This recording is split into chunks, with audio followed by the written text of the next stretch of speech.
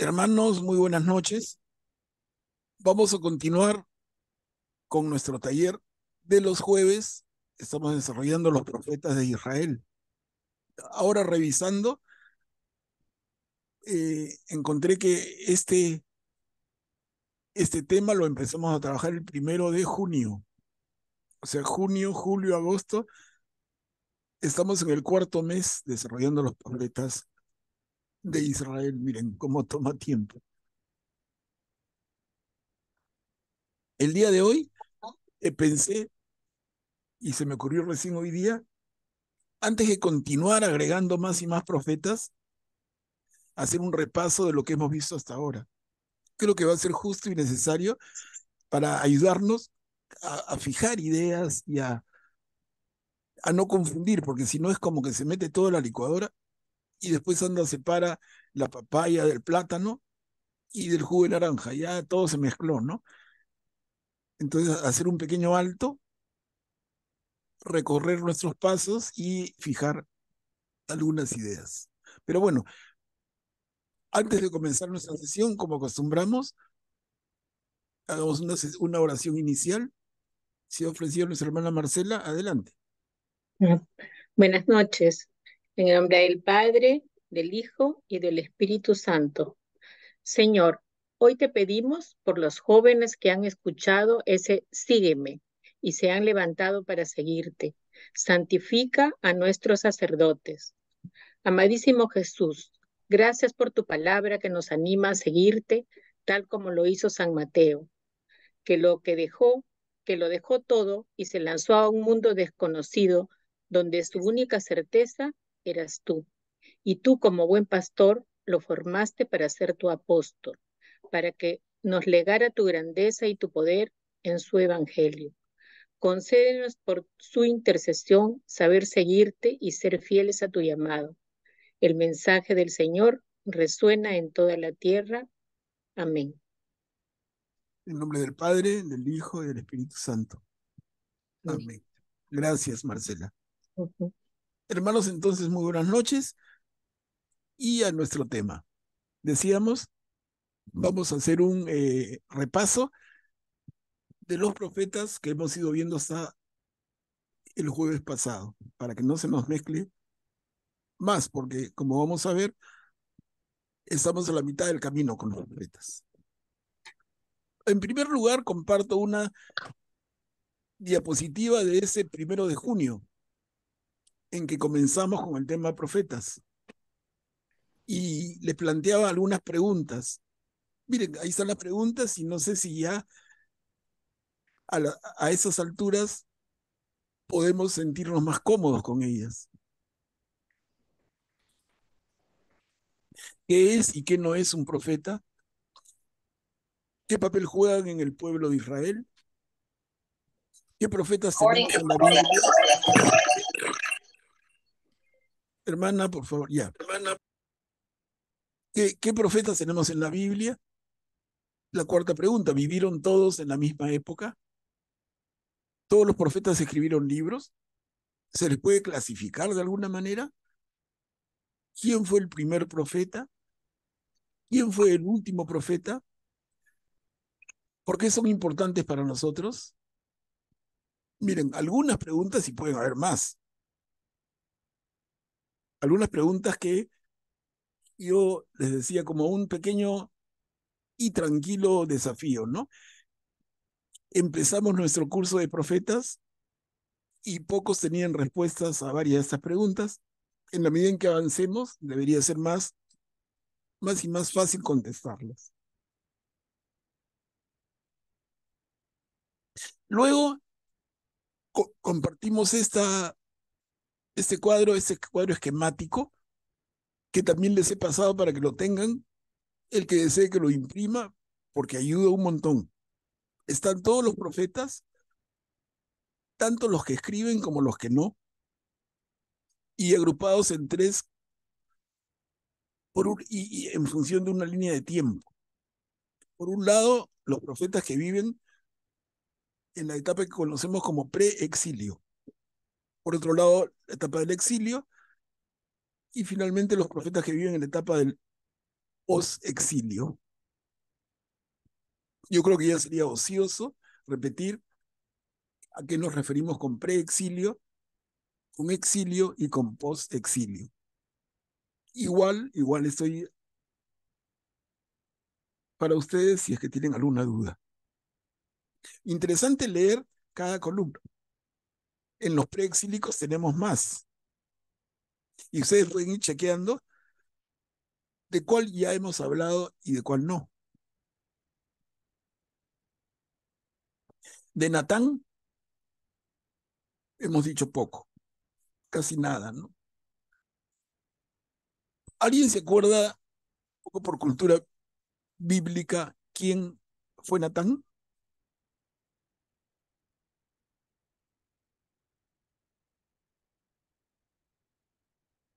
En primer lugar, Natán no escribe nada. Por lo menos no nos queda una sola letra de Natán. ¿Cómo sabemos de él? Por el libro de Reyes. ¿En qué época vive Natán? En la época del rey David. ¿No? Natán era muy cercano al rey David. Y Natán, a raíz del pecado, tremendo pecado de David, ¿cuál es el gran, tremendo pecado?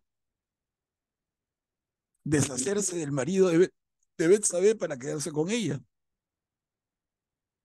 ¿No? Ese tremendo pecado, Natán se lo hace ver a David y le dice de parte del Señor nuestro Dios, tal y tal, ¿no? Bien dicho. Y David en un gran arrepentimiento, incluso hay un salmo de David, un salmo de arrepentimiento. Natán es este profeta, ¿no? Que le habla a David y le hace saber que Dios está tan molesto con su pecado. Y no era cualquier pecado, ¿no? Por quedarse con Betsabé, de alguna manera manda a matar a su marido, porque lo manda al frente de combate y lo pone en primera fila para que caiga primero.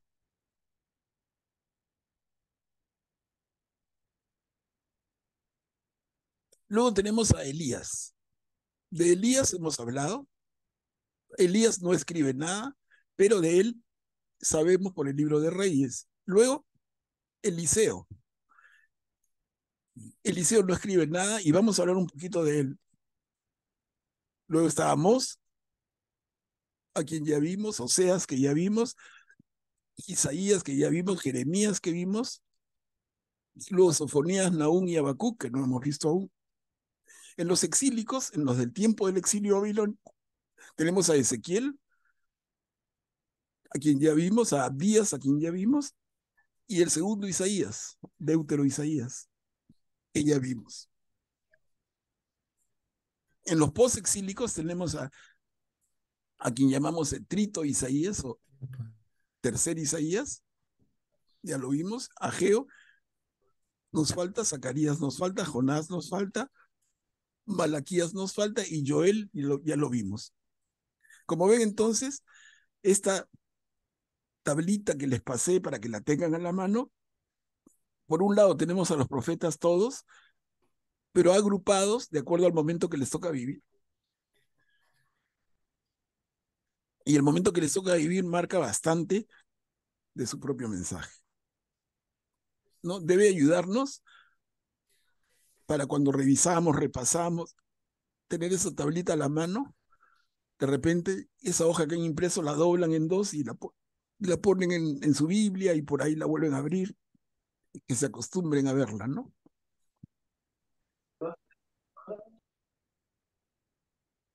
Bueno, en este repaso, hermanos, empecemos con Elías, que decíamos que vive en el siglo IX en el reino del norte. Ya Israel se había partido en dos, el norte y el sur. Y Elías desarrolla su actividad en el reino del norte, siglo IX antes de Cristo. Decimos de Elías que es un profeta itinerante, o sea, no tiene una localización fija. se para moviendo. Elías no se vincula con un santuario. Aparece y desaparece de forma imprevista. Elías se alza como un campeón de Dios, del Dios verdadero, y logra en la cumbre del Monte Carmelo una brillante victoria sobre los profetas de Baal. ¿No? Ahí, recuerden que lo hemos leído, narrado en el libro de Reyes. Está, para el que quiera volver a revisarlo, al final del primer libro de Reyes. Elías tiene un fin misterioso que envuelve a su figura en un poco de misterio y que la tradición judía se ha encargado de agrandar. En la última línea les anoto dónde encuentran que se habla de Elías: el primer libro de Reyes, capítulo 17, el 18 y buena parte del 19, y el segundo libro de Reyes, capítulo 1. Ok, ese es Elías. No escribe nada, pero es muy importante. Y tan importante que cuando en el Nuevo Testamento, recuerdan, se presenta la transfiguración de Jesús. A su lado están Moisés y Elías, nada menos que Elías.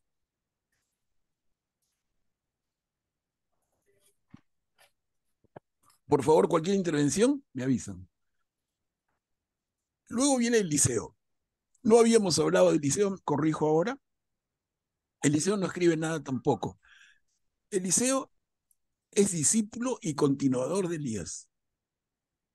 En la última línea está donde aparece Eliseo, que no escribe nada, pero hablan de él en el segundo libro de Reyes en varios momentos.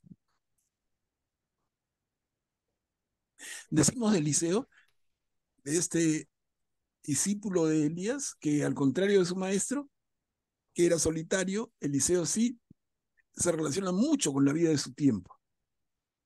Dirige movimientos políticos, cambiando dinastías, y hay varios casos.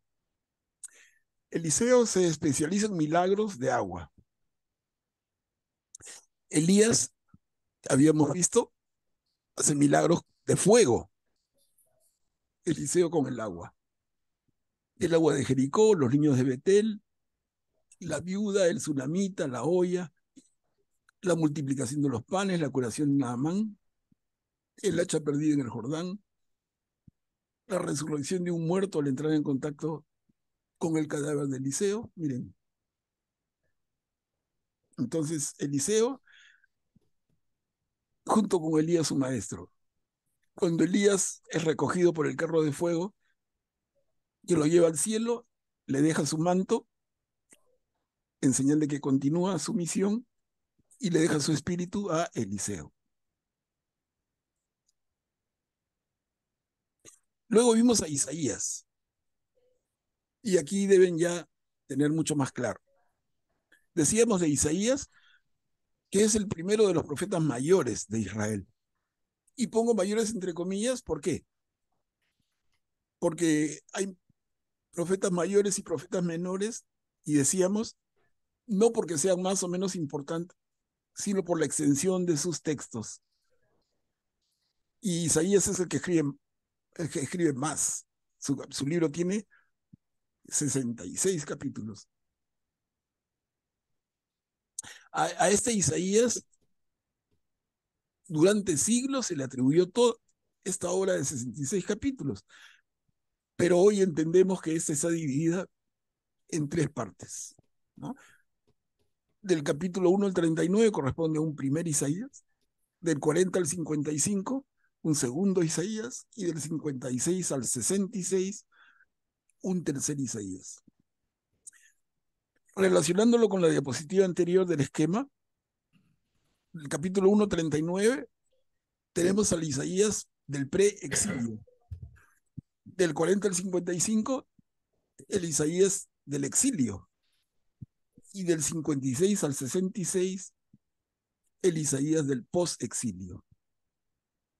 ¿No? Y entonces les anoto en esta diapositiva tres ideas eje sobre el primero, el segundo y tercer Isaías.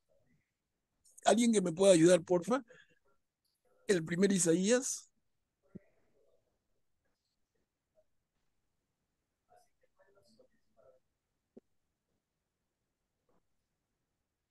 Para leer, Manuel, Sí, por favor. el primer Isaías nos transmite la angustia de la amenaza expansionista del imperio asirio. Entiende que la injusticia contra el pobre y el oprimido es una ofensa contra el Santo de Israel.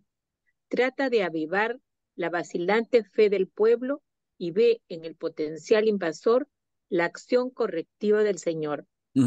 Ahí está bien, gracias Marcela. Ese es el primer Isaías, ¿recuerdan?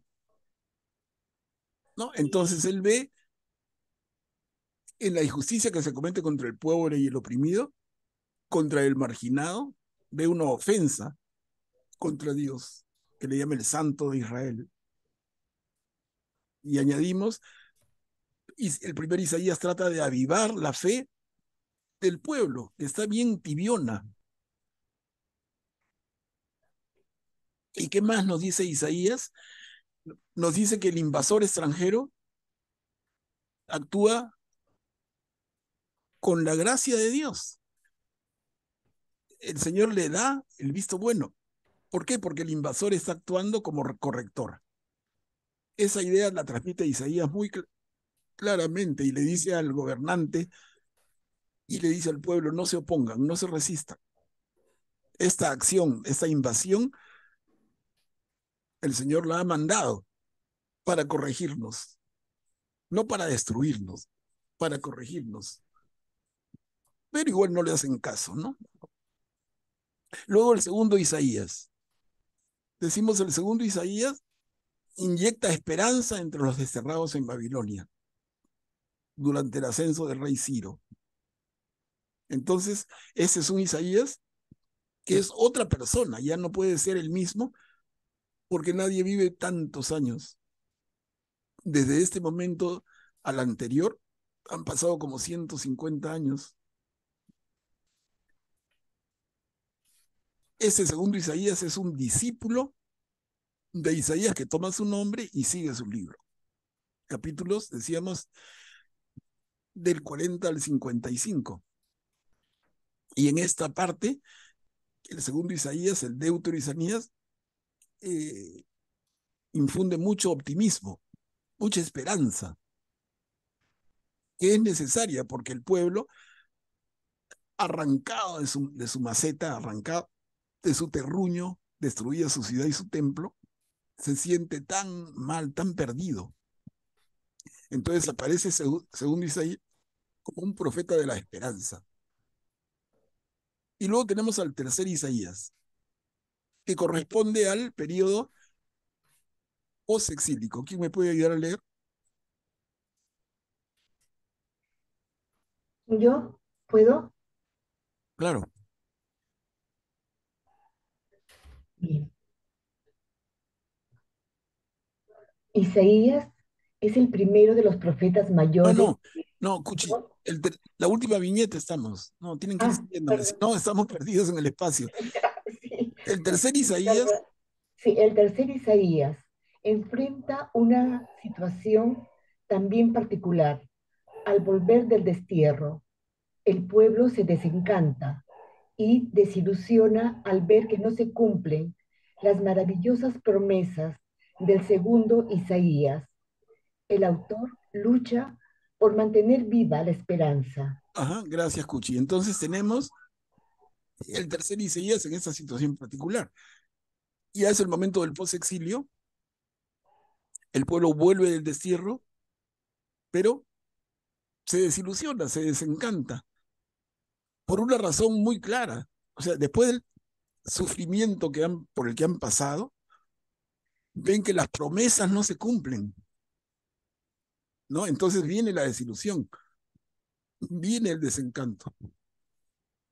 Y el tercer Isaías también lucha por cómo notamos mantener viva la esperanza del pueblo.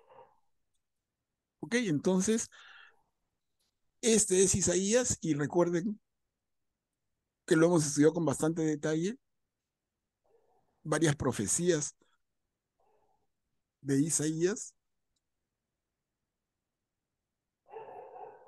varias que tienen vida en el Nuevo Testamento, ¿no? La doncella dará a luz un niño que le pondrán por nombre Emanuel, por ejemplo. En el segundo Isaías tenemos el canto del siervo, y uno de los cantos del siervo prácticamente nos presenta a Jesús en su pasión y le da significado a la pasión. En fin, ¿no? Hemos visto bastante de Isaías y solamente lo quiero puntualizar para no perdernos. ¿Ok? ¿Alguien quiere comentar? Me avisa, porfa. Luego vimos a Jeremías. Jeremías decimos algunas cosas. ¿Quién puede leer la primera viñeta? El libro releído y meditado. Yo leo. El libro, releído y meditado asiduamente, permitió al pueblo desterrado en Babilonia superar la tremenda crisis del exilio, al encontrar en los oráculos de Jeremías el relato anticipado del asedio y de la caída de Jerusalén. Los exiliados comprendieron que ese era un signo de la justicia del Señor y no una victoria de los dioses de Babilonia sobre el Dios de Israel. Gracias, Juanina. ¿No? Entonces, nos habla esta primera viñeta del pueblo desterrado en la tremenda crisis que significó el exilio. Ya hemos hablado bastante de eso. Y entonces el pueblo encuentra en los oráculos de Jeremías el relato anticipado del asedio y la caída de Jerusalén. Los exilados que retornan comprenden que ese era un signo de la justicia y no una victoria de los dioses de Babilonia sobre el Dios de Israel. Porque así empezaron a verlo, ¿no? O sea, ellos tienen un Dios, nosotros tenemos el nuestro, y parece que el Dios de ellos es más fuerte, por eso nos han ganado. Jeremías hace tanto esfuerzo por decir, no, no es la victoria de esos dioses en minúscula contra el Dios en mayúscula, contra el Dios de Israel, contra Yahvé. No, no es la victoria. El Señor está corrigiendo mucho en la línea de Isaías. La segunda viñeta, ¿quién nos ayuda? ¿Puedo? Claro.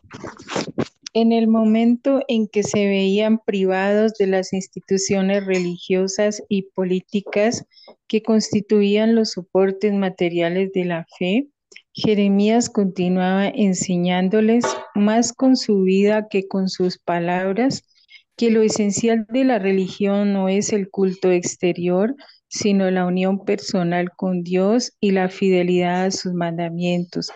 Mientras padecían el aparente silencio del Señor en una tierra extranjera, promesa de una nueva alianza, 31, 31, 34, los alentaba a seguir esperando en Él. Bien, gracias, Marisol. Entonces,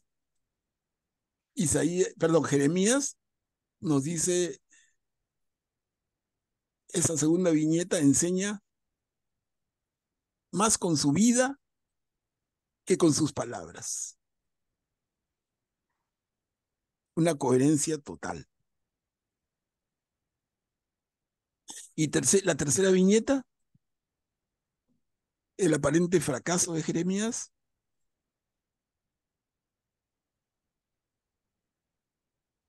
El aparente fracaso de Jeremías, como el de Jesús en la cruz, fue el camino elegido por Dios para hacer surgir la vida de la muerte.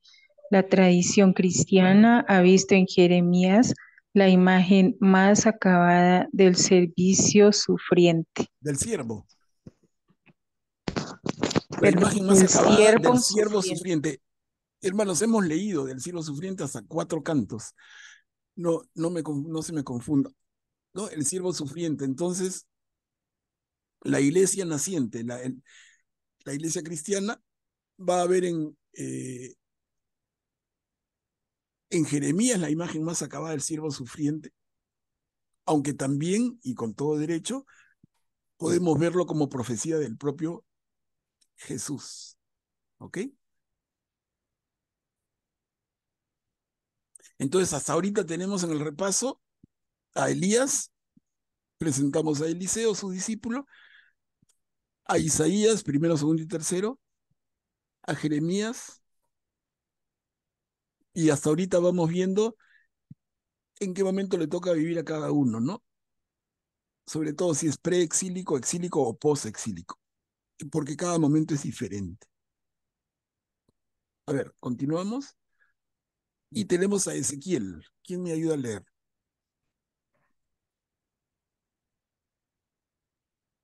Ezequiel fue un sacerdote, pero ante todo un profeta. Su función fue la de dar el grito de alerta ante la inminencia del peligro. Continúa, Mari Carmen, por favor, hasta el final. Las visiones de Ezequiel son el punto de partida de casi todas las imágenes con que el Apocalipsis describe la Nueva Jerusalén, cuyo templo es el Señor Dios Todopoderoso y el Cordero. Los grandes temas de Ezequiel han encontrado un profundo eco en el Nuevo Testamento, sobre todo en Juan. En el Jesús, Evangelio según Juan. en el Evangelio según Juan. Jesús como morada definitiva de Dios entre los hombres. Jesús como el buen pastor que congrega a su pueblo. Jesús que hace renacer por el agua y el espíritu y da la vida. Gracias, Mari Carmen. No, estamos entonces Ezequiel, el tercer profeta mayor, porque teníamos a Isaías, Jeremías y ahora Ezequiel.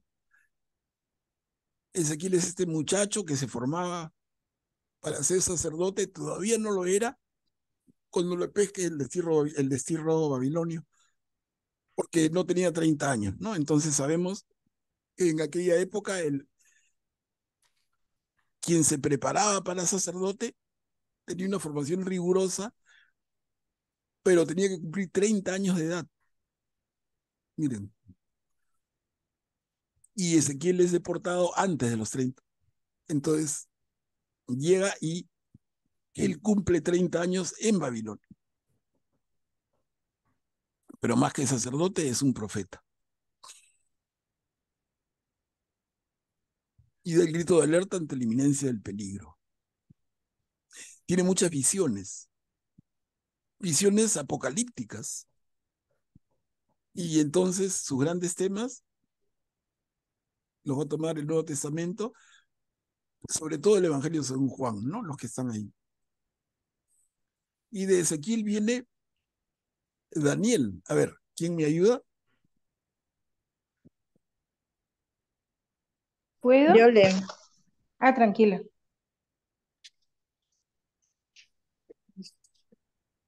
El Sí, libro adelante. de Daniel fue escrito. Sí, Julia. Ya.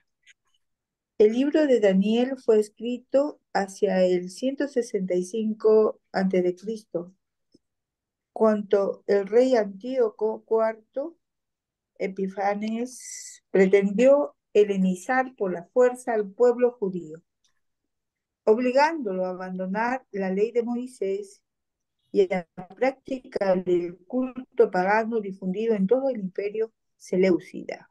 Sí, acá un pequeño alto, Julia, para que sigas leyendo. Efectivamente, ¿no? Dice el libro de Daniel fue escrito hacia el 165 a.C. Y acá hay una circunstancia bien especial. El rey Antíoco IV Epífanes, ¿quién es? No es, no es cualquier rey, hermanos. ¿Ah? Antíoco IV Epífanes es rey es el rey heredero del imperio griego. Ya había muerto Alejandro y a Antíoco le toca la zona de Siria. A Ptolomeo le toca la zona de Egipto. Entre Ptolomeo y Antíoco, entre Egipto y Siria, que están en los extremos, se pelean quién controla Israel. En ese momento Antíoco ha triunfado y Antíoco controla. Y Antíoco es bravazo, así duro y malo. Eso es posterior, bastante posterior al dominio del imperio asirio sobre Israel, es posterior al dominio del imperio babilonio sobre Israel, ¿no? Es posterior al dominio del imperio persa sobre Israel. Estamos hablando del dominio de los griegos, pero son griegos seleucidas o seleucidas. El imperio seleucida, que es, no es todo Grecia, porque ya había muerto Alejandro y se había partido el gran imperio de Alejandro en partes. Cada parte a cargo de uno de sus generales y cada uno forma una dinastía. Pero bueno, ese es el momento que le toca vivir a Daniel. A Daniel. Bastante después de primer, segundo y tercer Isaías, de Jeremías y de Ezequiel, bastante después. Ya, entonces continúa, Julia, por favor. Gracias. Daniel espera y anuncia una intervención extraordinaria del Señor, que es capaz de salvar a su pueblo incluso de la muerte. Presenta la idea de un juicio final, de un premio al inocente y castigo al culpable, la imagen de Dios como juez, la existencia de los ángeles y la providencia de Dios en el peligro. A su vez, Daniel es como Ezequiel, un visionario con toda propiedad. Este libro puede ser llamado el Apocalipsis del Antiguo Testamento. Gracias, Julia. Y si se acuerdan, lo que hemos leído varias partes, Daniel en sus visiones, no, la primera parte del libro de Daniel tiene relatos y la segunda visiones, pero que son unas visiones apocalípticas clarísimas, clara inspiración para el autor del libro del Apocalipsis del Nuevo Testamento.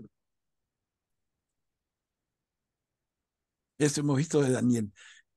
Entonces, en el mejor ánimo de que se les quede claro, miren, hemos hablado de dos profetas que no escriben, Elías y Eliseo. Y luego hemos empezado con los que sí escriben, en orden de más largo a más corto, ¿no? Y son los cuatro profetas mayores, y Isaías, que son tres, pero es Isaías, Jeremías, Ezequiel y Daniel. ¿Ven? Son varios, y es fácil hacerlos un enredo cerebral. Y por eso nos tomamos el tiempo y la tranquilidad para revisar.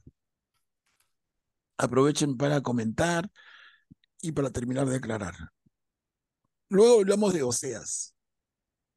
Oseas ya corresponde a los profetas menores. Y ya hemos repetido, son menores porque escriben menos, no porque sean menos importantes. A ver, ¿quién me ayuda a leer Oseas?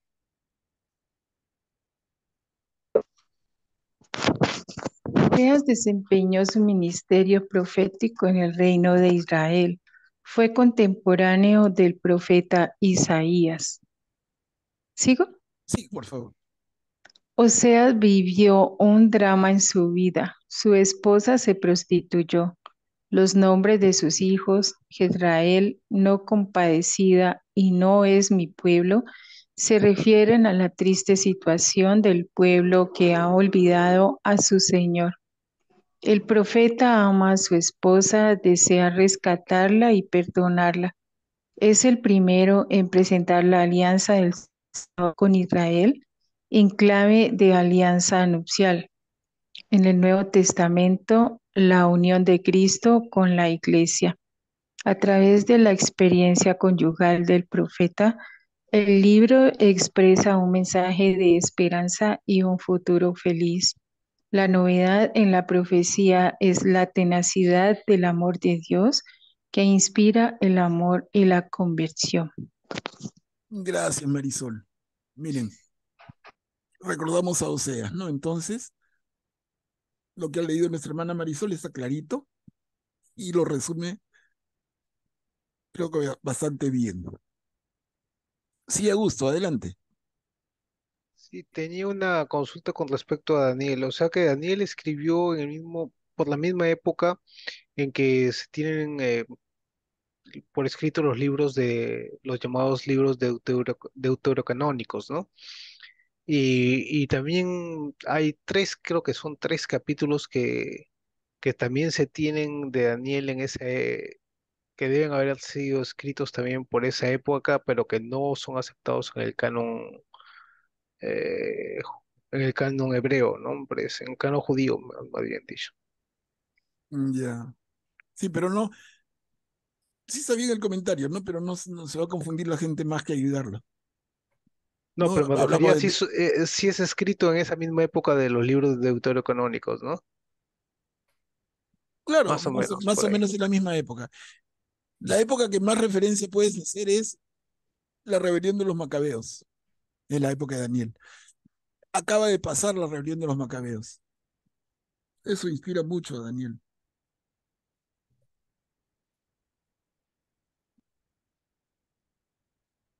A ver, entonces Oseas, y veamos a Joel. ¿Quién nos ayuda con leer a Joel? Yo, a ver, Joel. Joel desempeñó su ministerio en Jerusalén después del regreso del exilio. El templo había sido reconstituido, pero el pueblo vivía una fe adormecida. A partir de la terrible experiencia de una plaga de langostas, Joel exhorta al pueblo a renovar la fidelidad de Israel a Dios. Compara la plaga con un ejército invasor y la lluvia y nuevas cosechas posteriores como resultado de la oración y la penitencia del pueblo. El mensaje más importante del libro contiene tres aspectos: un llamado a la penitencia, un canto épico sobre el día del Señor y el anuncio del Espíritu de Dios que renueva a su pueblo. A pesar de su brevedad, el libro tuvo notable resonancia en el Nuevo Testamento. Gracias, América. Entonces Joel lo que hace es un juego, ¿no? Él vive una época de una terrible plaga de langostas, que es como vivir un terremoto, una inundación o una gran sequía. No las langostas que se tragan lo que encuentran. Y entonces, a partir de la experiencia que le toca vivir a él y a todo el pueblo, Joel escribe como un símil y dice, las langostas han actuado como un ejército invasor que arrasan con todo, ¿no? Y entonces, ¿qué significa? Y lo hemos visto antes, ¿qué significa la presencia de un ejército invasor que entra y destruye la tierra de Israel? Sino la acción correctiva de Dios. Entonces, en este caso, Joel ya escribe después del regreso del exilio, no como Isaías que anuncia la invasión, como Jeremías que la sufre, pero Joel, aprovechando la experiencia durísima de la plaga de langostas, otra vez recuerda lo que significa la importancia de renovar la fidelidad a Dios, porque las langostas han actuado como un ejército invasor, clarito, ¿no? Y la última viñeta que leyó América. El libro contiene tres aspectos fundamentales. Un llamado a la penitencia, uno. Dos, un canto épico sobre el día del Señor. Y tres, el anuncio del Espíritu de Dios que renueva a su pueblo. Miren, en el segundo, el día del Señor, alguien puede estar ya más o menos, lo he puesto en letras echaditas, itálicas.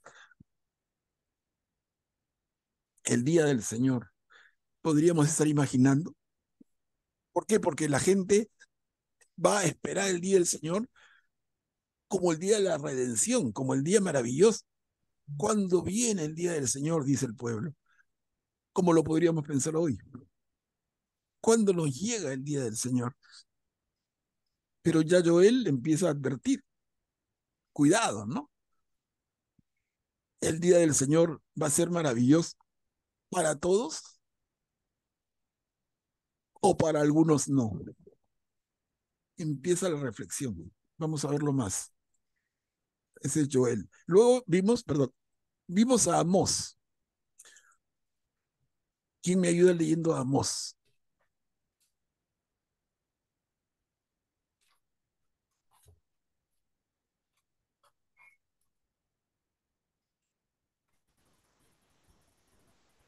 Yo leo.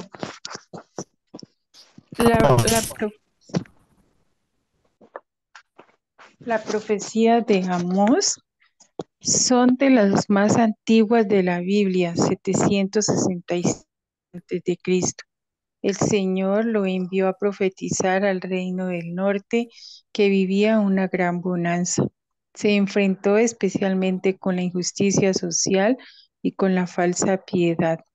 Su mensaje deja claro que Dios no bendice los abusos de los poderosos ni tolera la miseria de los oprimidos, y que el bienestar y la prosperidad de las capas altas de la sociedad son contrarios al corazón de Dios cuando se construyen sobre la pobreza y la opresión de los más débiles. El profeta tiene la audacia de profetizar la caída de Israel en una época de holgura económica que daba una fuerte sensación de seguridad. Denuncia las ceremonias religiosas que cumplían los detalles rituales, pero que ignoraban las necesidades del prójimo. Concluye con un mensaje abierto a la esperanza. Muchas gracias, Marisol. Entonces, Amós, conocido hoy como el profeta de la justicia social. Él centra su mirada en la injusticia, en la falsa piedad. Miren, interesante, Amós nace en el reino del sur, cerca de Jerusalén, y el Señor lo manda a profetizar el reino del norte. ¿Qué pasaba en el reino del norte? Todavía no se había producido la invasión asiria. Entonces, el reino del norte vive una gran bonanza. Pero en esa gran bonanza, ¿qué sucede? Imaginémonos nosotros mismos, en la bonanza de un país o en la bonanza familiar. En cualquiera de los casos, normalmente se produce el mismo efecto. ¿Qué pasa con la persona, con la familia o con la sociedad que vive una bonanza? Se relaja. En lo último que piensa es en el Señor.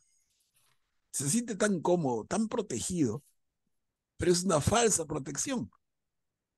Empezando por la salud, que nadie es dueño de ella.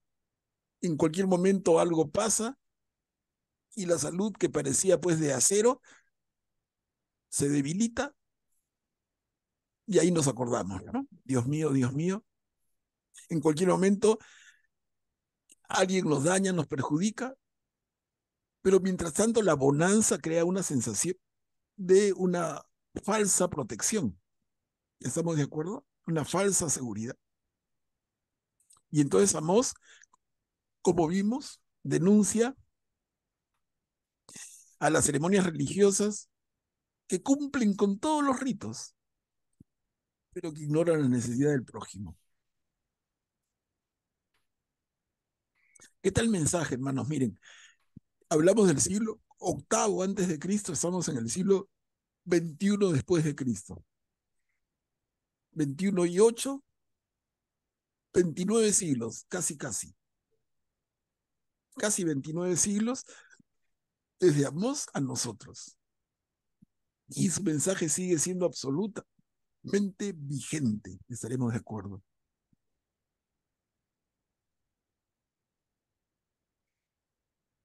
A ver, vamos a dejar esto para el comentario que englobe, pero tengámoslo presente. Luego vimos a Abdías, el breve Abdías. Su libro, entre comillas, es de una página, imagínense. Y decimos un solo capítulo. ¿Quién puede leerlo?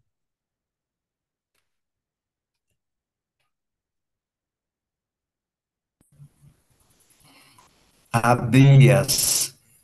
Abdías vive en Jerusalén durante el sitio por el Imperio Babilónico. Su libro es el más breve del Antiguo Testamento. Se ocupa de la nación hermana de Edom, los Medos. Ese pueblo proviene de Esaú, el hermano mellizo mayor de Jacob. Era un pueblo hermano de Israel, pero nunca hizo relaciones. Abdías reprocha a los edomitas el haberse puesto del lado de Nabucodonosor y haberse alegrado de la caída de Judá. Elio profetizó contra Edom, acusándolo de no ayudar a sus hermanos, sino aprovecharse de su desgracia y saquearlos. Anuncia que el día del Señor será castigo para las naciones enemigas de Israel y liberación para los desterrados de Jerusalén. Gracias, Emiliano. Una pena nomás, de verdad, pero un segundito, voy a corregir, acá veo un error grave ya. Perdón, un segundo, ¿dónde está mi? Un segundito, ¿ah? No, mejor lo hago después, creo que vamos a lograr.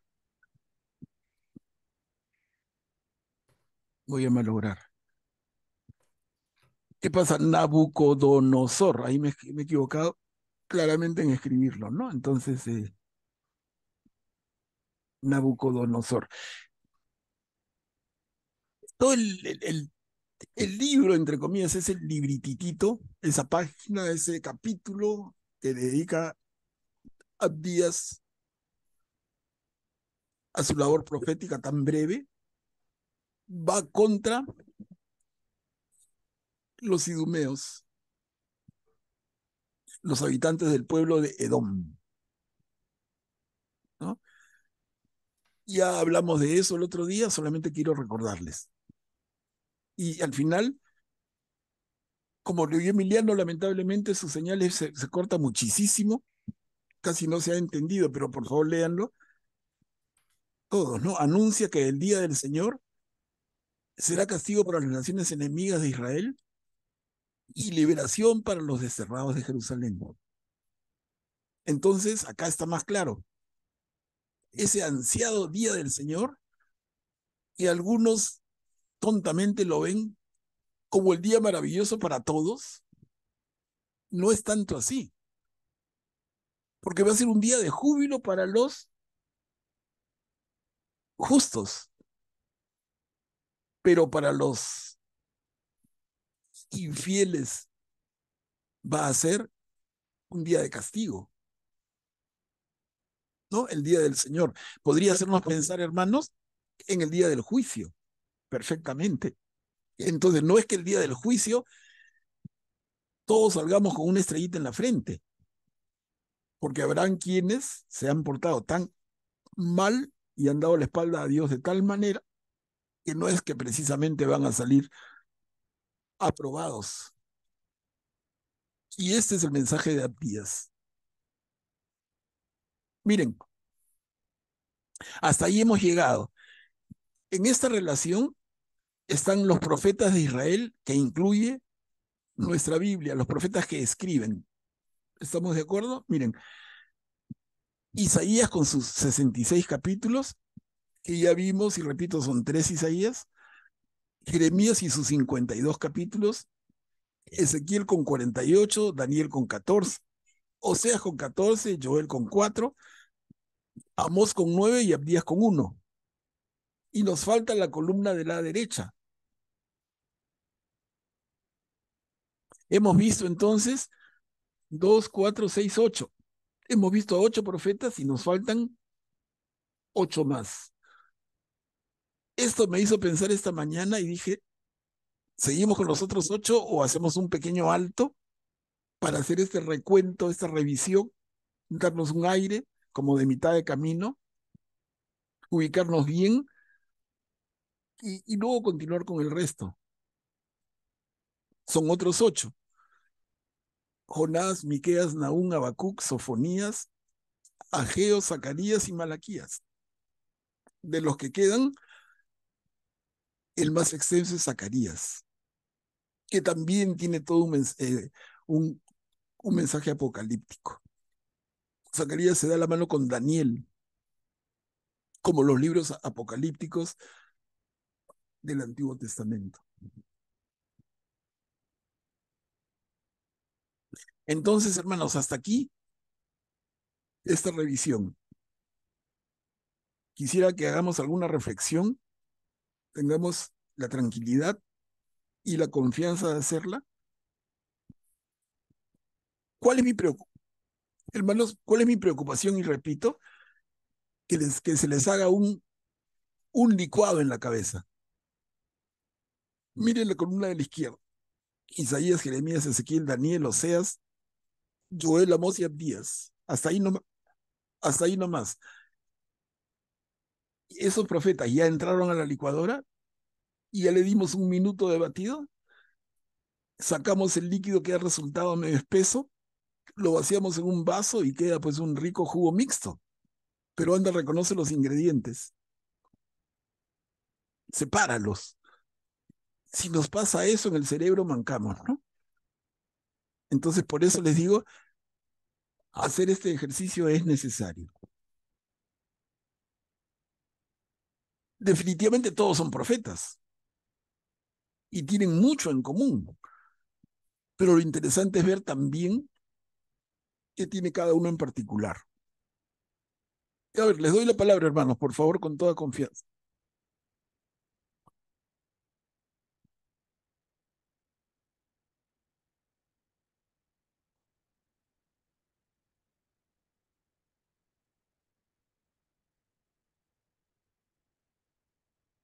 La cosa es que hablen uno por uno, todos a la vez, no nos entendemos bien.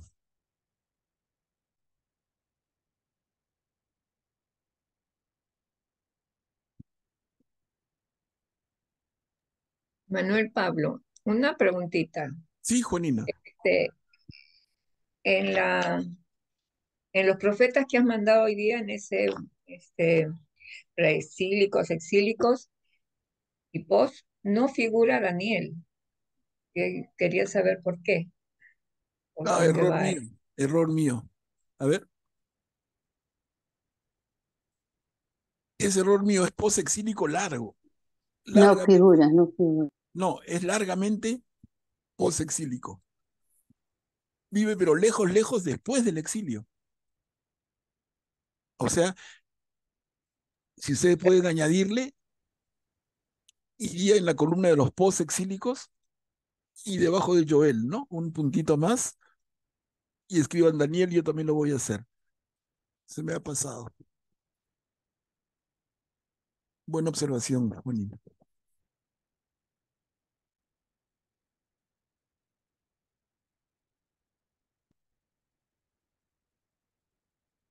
A ver, haciendo un ejercicio, regresamos a las preguntas de inicio, a ver si nos ayudan a generar dudas o comentarios. Pero veo a Cuchi. Adelante, Cuchi. Muchas gracias. Sí, justamente estaba ahora revisando de que iba a haber este repaso. eh, Veía, ¿no? Conforme hemos visto los profetas, eh, mm, el papel que juega Moisés, empezando en, en la Biblia como uno de los profetas más grandes del pueblo de Israel.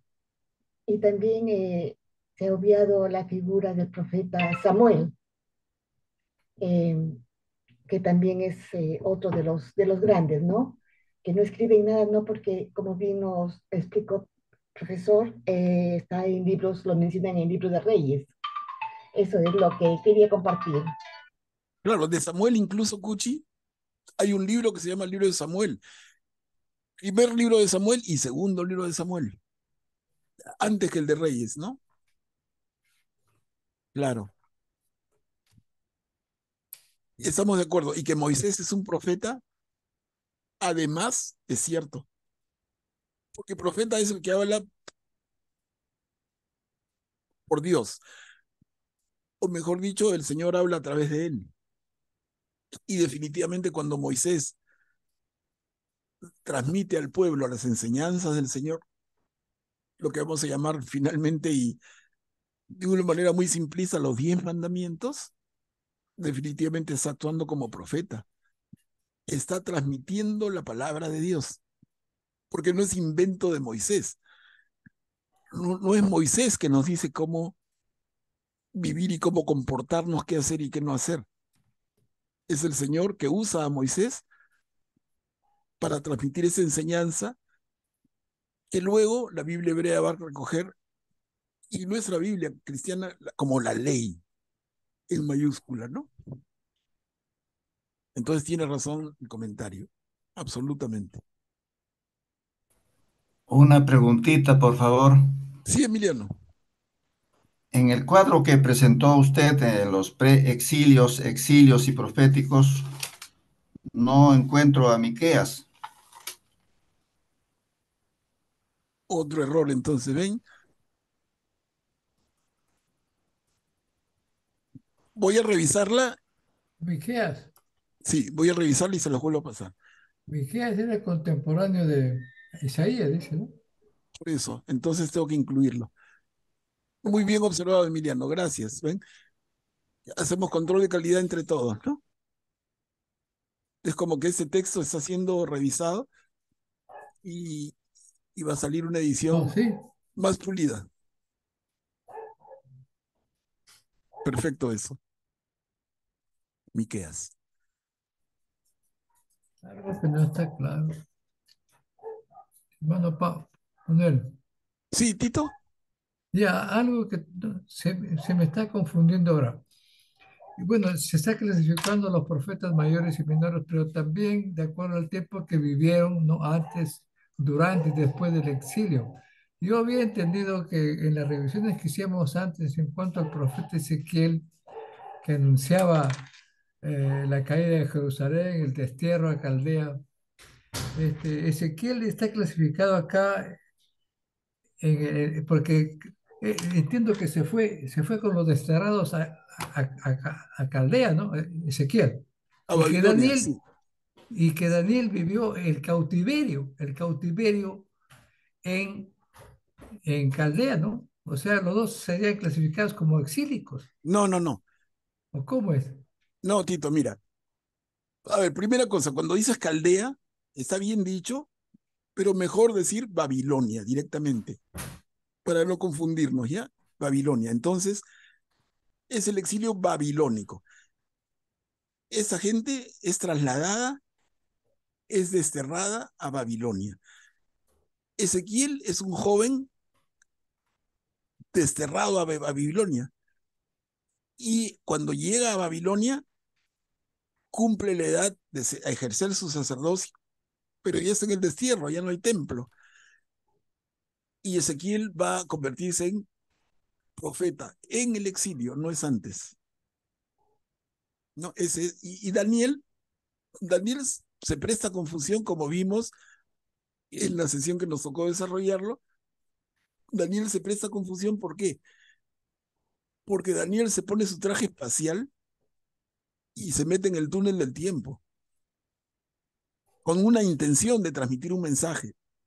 Entonces Daniel va a hablar en un momento como que está en el preexilio, en otro momento como que está en el exilio, pero es un juego de él para transmitir mensaje, porque él es absolutamente posexílico.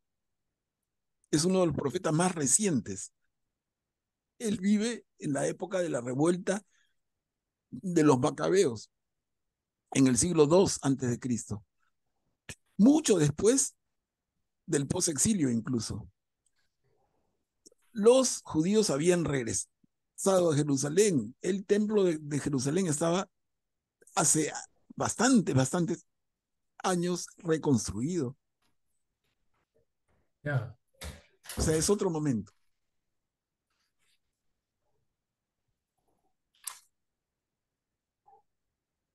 A ver, regreso a las preguntas.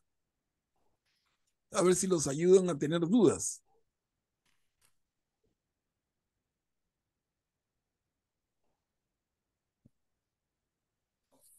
¿Quién se anima, hermanos? A ver, por favor, con toda confianza, responder la primera pregunta: ¿qué es un profeta?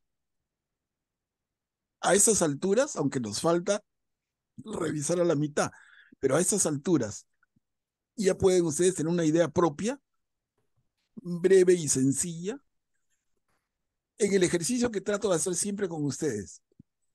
Ahora más tarde, mañana, tu sobrinito, tu nietito te pregunta: tío, abuelito, ¿qué es un profeta?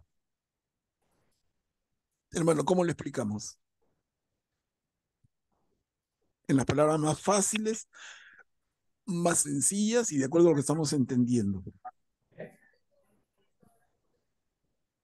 Manuel Pablo, Sí, Julia.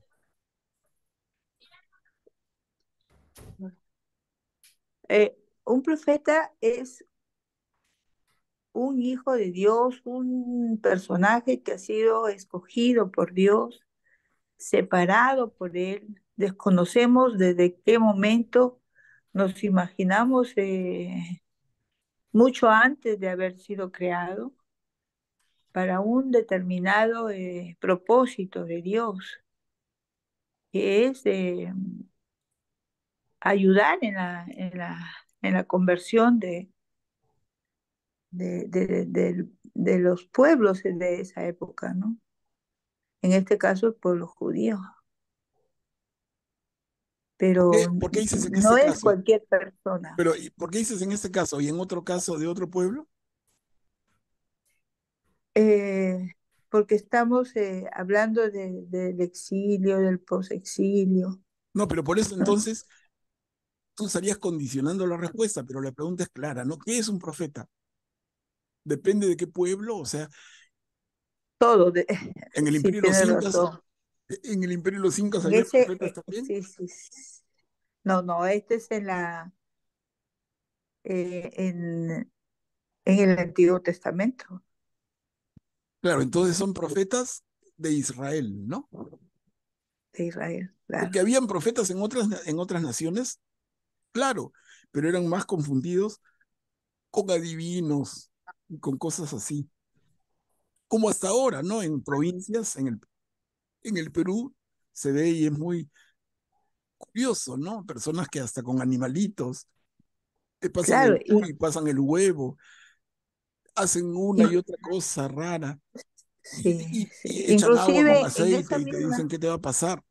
Todo, ¿no? Entonces, adivinos, te leen la mano, te leen la exacto. suerte. Eso no es un profeta Ah, de Israel. no lo es. Inclusive en esos, habían reyes, Nabucodonosor y todos ellos tenían sus magos, ¿no?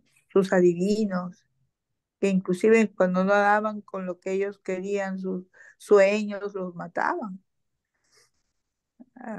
Ha sido una etapa también cruel para ellos. Claro, claro, Ujú. claro, ¿no? Entonces, a ver, bien, gracias, Julia. A ver, alguien más que se anime con una respuesta, ¿no? ¿Cómo definiríamos a la pregunta de alguien que se nos acerca, sea niño en edad o niño en la fe? Y te pregunta, hermano, abuelito, tío, tía, ¿qué es un profeta? ¿Qué es un profeta de Israel? Julia ha hecho un buen acercamiento, pero a ver, ejercitémonos, ¿no?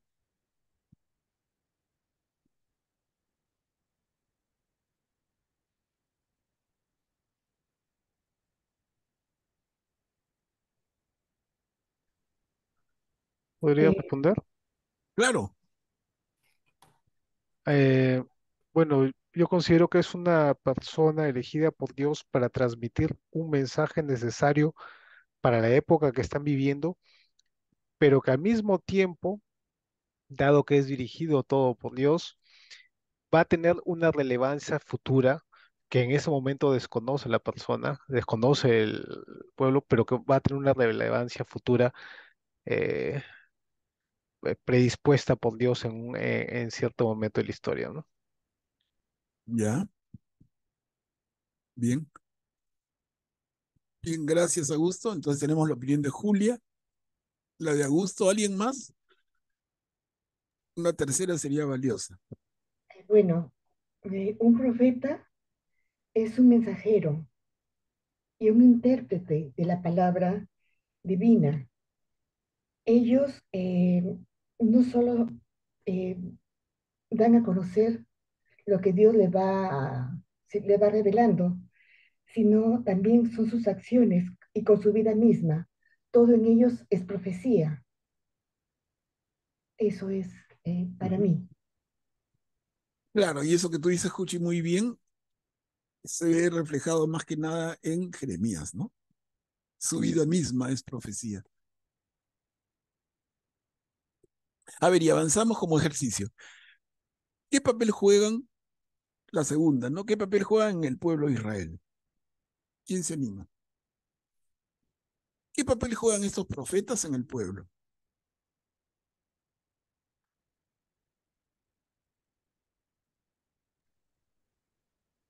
Primero, recordar la alianza ¿Ya? del pueblo de Israel con Dios.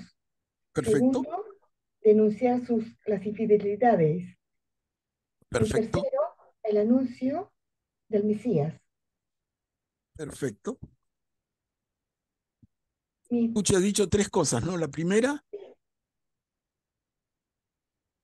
es recordarles la alianza. Claro, hay una alianza entre Dios y el pueblo.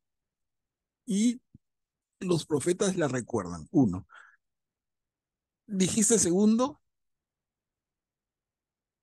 Denunciar las infidelidades. ya, denunciar infidelidades, pero también denunciar injusticias. Sí. No, aquí hay que ser bien claro porque miren, y en un profeta se ve con más énfasis un lado o el otro. Pero pensemos, y pensemos de una manera bien integral, relacionando este tema con toda nuestra formación cristiana. Recordemos a Jesús. Y Jesús nos dice en el Evangelio según Juan, un mandamiento nuevo les dejo, que se amen los unos a los otros como yo los he amado. Pero ya antes, en el Evangelio según Mateo, Jesús había reiterado, ante la pregunta de un ciudadano, le había reiterado que la ley se resume en dos cosas: amar a Dios sobre todas las cosas y amar al prójimo como a uno mismo. Entonces, jugando con ambos conceptos, el de Mateo y el de Juan, creo que nos da una idea muy clara de lo que significa ser cristiano para Jesús. Ama a Dios y ama a tu prójimo. Ama a Dios y ama a tu prójimo. Factor común, ama. ¿Cuál es la ley del Señor? ¿Cuál es la ley de Jesús?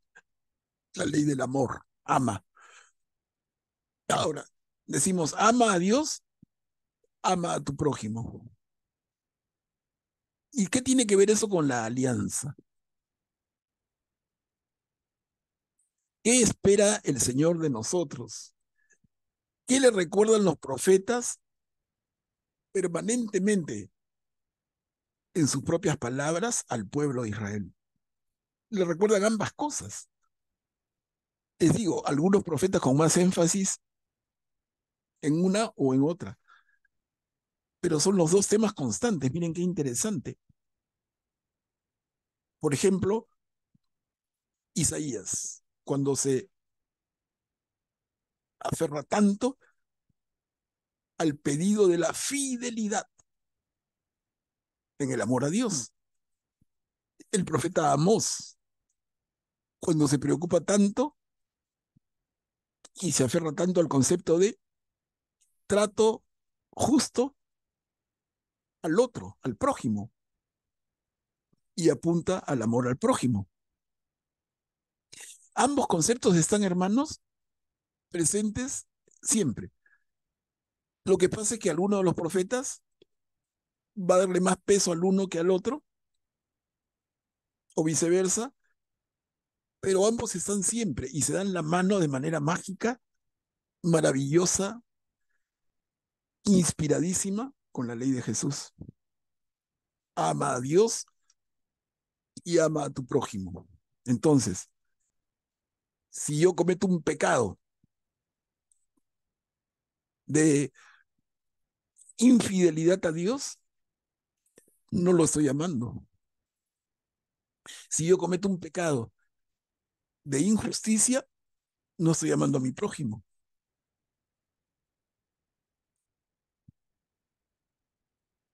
No sé, hermanos, yo lo veo tan fácil, tan clarito. No sé si lo explico. No sé. Por favor, díganme ustedes si es que queda claro y si no están de acuerdo también, ¿no?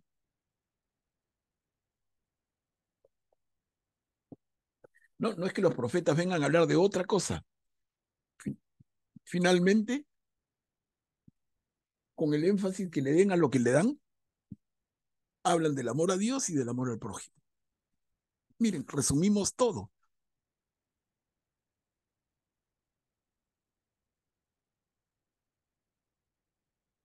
Ahora, si comparamos hasta ahora, vamos a seguir viendo los profetas, ¿no?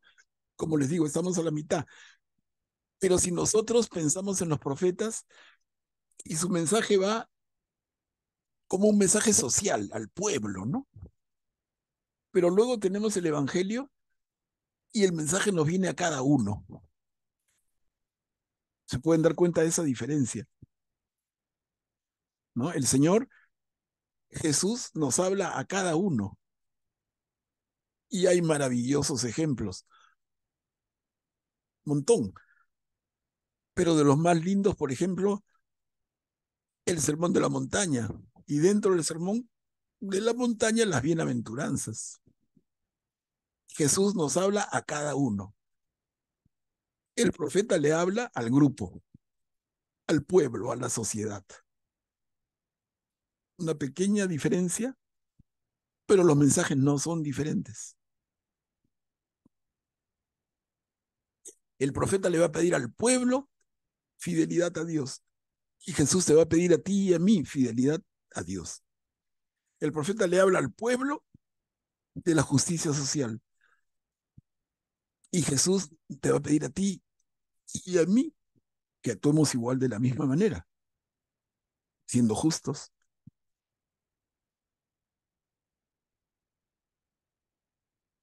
Claro, hay años y siglos de diferencia, hay un proceso de maduración en la fe, pero interesante ir notando estas cosas.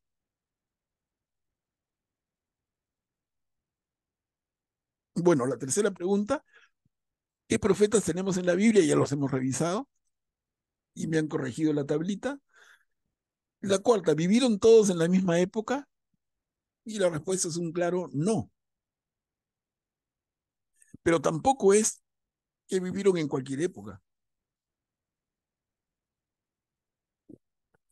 Nos damos cuenta, ¿no, hermanos?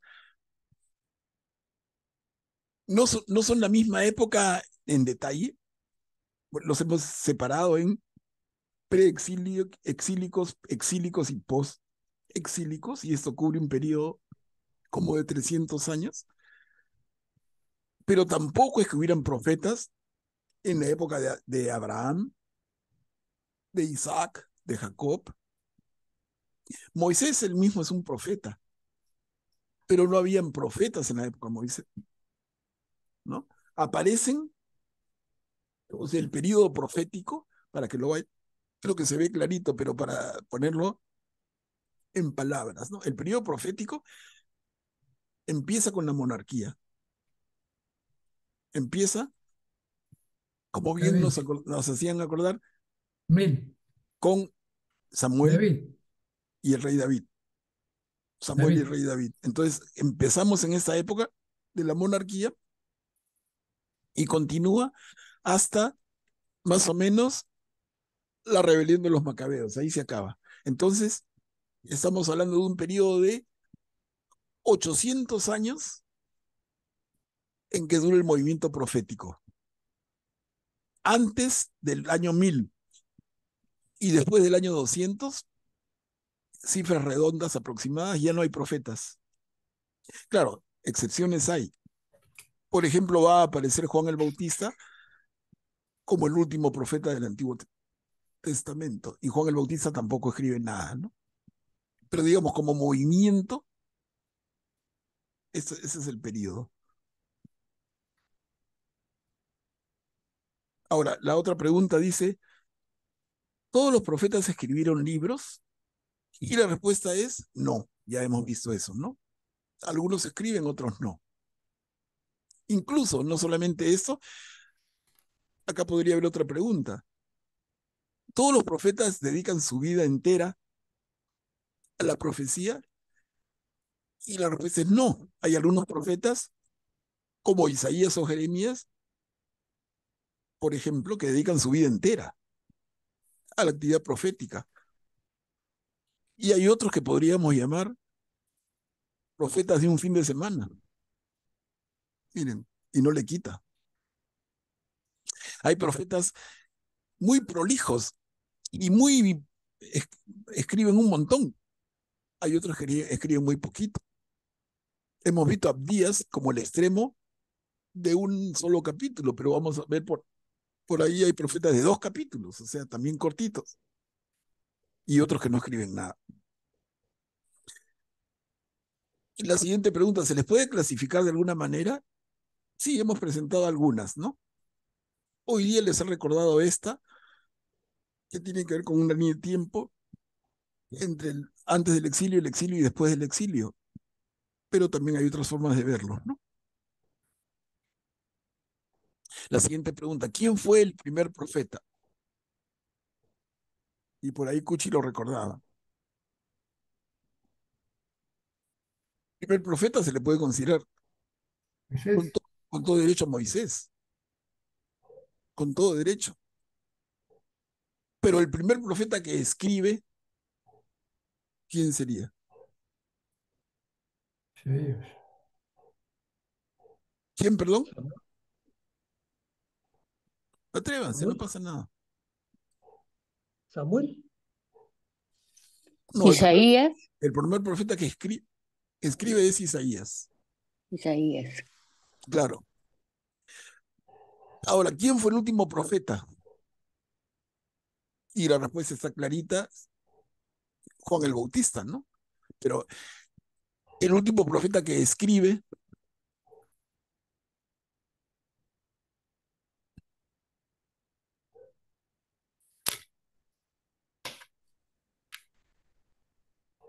pareciera que es Daniel, por confirmar, ¿no? Ahí es cuestión de que revisen. Yo mismo paro revisando. Augusto, ¿quieres intervenir? Interven nomás, porque Una consulta, interven nomás. Sí, pero de los profetas que no escriben, también podría considerarse como los últimos a la profetisa Ana y al anciano Simeón, ¿no? Por ejemplo, en la tradición ortodoxa, a ellos los dos los consideran como los últimos 2 profetas del Antiguo Testamento, no a Juan el Bautista, sino a ellos dos. Pero bueno, como católicos también podríamos considerarlos que, pero no son dado últimos, pues. O sea, que, la profetisa Ana, pero Juan el anciano Bautista Simeón, mira, fallece, creo, pero antes, ¿no? déjame decirte, si tú No, pues ya son entras al ancianos. detalle, el anciano Simeón es un viejito que Claro, pueden se haber va a fallecido. morir, se va a morir cuando Jesús ha nacido. Claro. Le dice, ya me puedo morir tranquilo. Y Juan el Bautista es un muchachito que Y, acaba de nacer. Juan el claro, Bautista le lleva 6 meses a Jesús. Entonces, el claro, viejito también puede Simeón ser. ya partió de este mundo y Juan el Bautista está en pleno Y la ejercicio. profetisa Ana también ya tenía su También edad. ya era mayor, claro. O sea, no está bien, Claro, claro. que son profetas, está bien que digas, ¿no? Pero que son posteriores a Juan el Bautista ni hablar. Claro, aunque Juan fue decapitado, pero claro, probablemente ya unos 10 o 15 años después de que los otros hayan muerto, ¿no? Muy probablemente. Y más, y más. Sí. Y mira, si la vida pública de Jesús empieza a los 30 años, por no complicarnos, digamos que Juan es decapitado en el año 30. Y cuando Simeón y Ana aparecen, es en el primer año de la vida de Jesús. O sea, ahí le ha sacado una generación entera, Juan. Juan era un bebé recién nacido cuando la profetisa Ana y Simeón eran ancianos, ¿no? Sí, pero vale, vale. Vale porque nos planteas inquietudes y nos pones moscas, ¿no? La Isabel. Ahora decimos la última pregunta. ¿Por qué los profetas son tan importantes para nosotros? Eso también es ya casi obvio, ¿no? Pero sería bonito que alguien lo verbalice. Que nos llaman a la conversión. Perfecto, correcto. Ellos tienen una labor importante en su momento con el pueblo, porque hemos, en resumen, recordado, recalcan dos cosas, el amor a Dios y el amor al prójimo. Entonces, si tú eres infiel, estás pecando contra Dios. Si eres injusto, estás pecando contra Dios. Entonces, estos queridos profetas son importantes en su tiempo, pero para nosotros hoy, cristianos neotestamentarios, es que nos anuncian a Jesús. Nos anuncian, como ustedes han recordado hace un rato, nos anuncian al Mesías. Anuncian incluso algo que todavía no sucede, que es el fin de los tiempos, ¿no? El triunfo final del reinado de Dios en esas visiones apocalípticas. Entonces los profetas, hermanos, fueron importantes y siguen siendo importantes. Ahora, todos tienen contribuciones, unas más marcadas que otras, ¿no? ¿Recuerdan esa frase? Misericordia quiero y no sacrificios, por ejemplo. Tan importante, ¿no?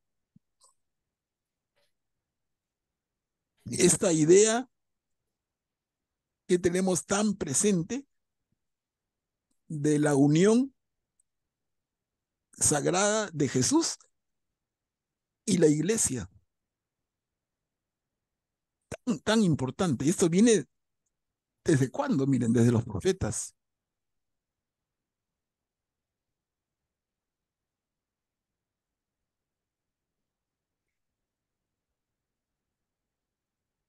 Bueno, y les voy a poner un ratito la diapositiva final. Miren, esta es la relación entonces.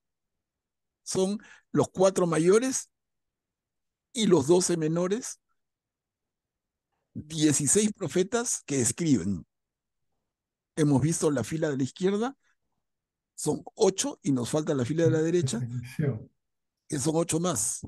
En la próxima entramos a Jonás y vamos a ser más rápidos, porque son profetas más sencillos. En algún caso, como Joel mismo, a quien ya vimos, hasta podemos decir, oye, ¿de verdad es profeta? ¿No? Entonces, vale pensar y vale dudar. Eso nos permite entender mucho más. A ver, hermanos, ¿algún comentario final? Tenemos unos poquitos minutos, pero aprovechemos. Vamos yendo bien, va quedando claro. Miren, mi intención al final es ayudarlos a que ustedes entiendan lo más posible. Esa es mi intención, ese es mi interés en reunirnos, en dedicarle tiempo a esto. Y por eso es que decimos, a ver, un alto, un repaso, estamos en la mitad de los profetas. Identifiquemos a cada uno, qué tienen en común, pero también qué tienen de particular, dónde enfatiza uno o el otro. Alguna frase que rescatemos de uno o de otro.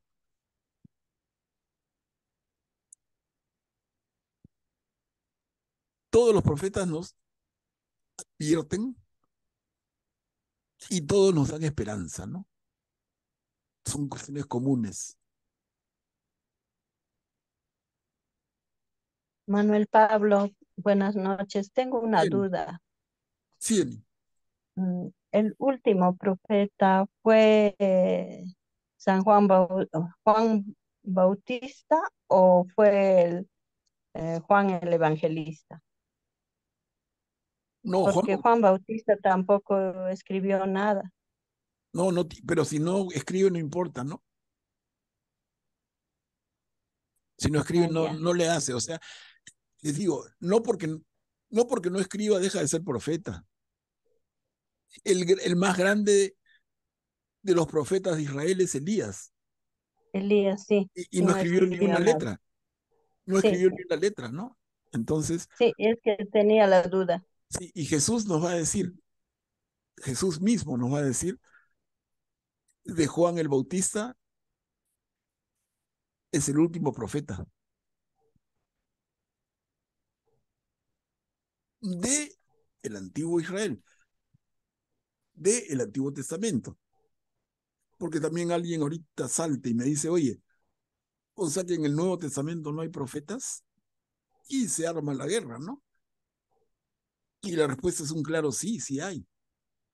O sea, hay personas que juegan ese rol clarísimo. Un ejemplo es el propio apóstol Pablo. ¿Cómo vamos a discutir que Dios no habla por Pablo? ¿No? Claramente. El Señor se le presenta, el Señor resucitado se le presenta a Pablo en esa experiencia que tiene Pablo camino de Damasco, se le revela, y a partir de esa experiencia Pablo se convierte, y se convierte además no solo en un importante seguidor de Jesús, sino en el principal impulsor de su mensaje.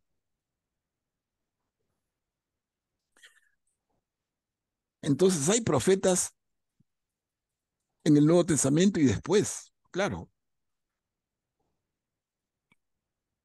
porque sería negar la posibilidad, decir que no hay profetas sería negar la posibilidad que hayan seres humanos a través de los cuales Dios nos da mensajes.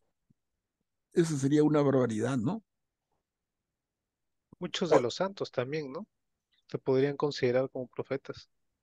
claro, Augusto, claro. Ahora, también hay que tener cuidado con los falsos profetas, ¿no? Eso sí, cuidado, ojito. Bueno, hermanos, entonces miren, ha sido una sesión, acá la dejamos, bien, bien de repaso, pero esa era la intención. Esa era la intención, era poder revisar con calma, con, con paciencia, lo que hemos visto hasta ahora. Yo les pido que sigan revisando ustedes, y el próximo jueves continuamos, seguramente que más rápido, como les decía, porque los profetas van siendo más cortos, ¿no? Entonces no va a requerir tanto tiempo.